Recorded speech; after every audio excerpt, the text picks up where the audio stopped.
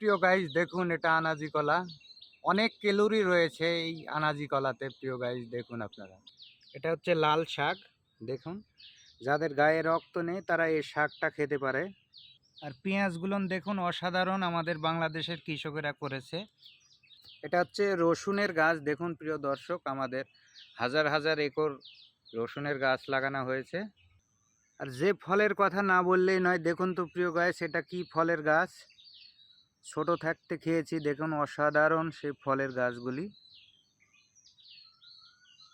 আরও দেখুন ধনিয়ার গাছ, যে ধনাটা আমরা সুস্বাদু ভাগে মুড়িতে মেখে খাই, ভাতে খাই।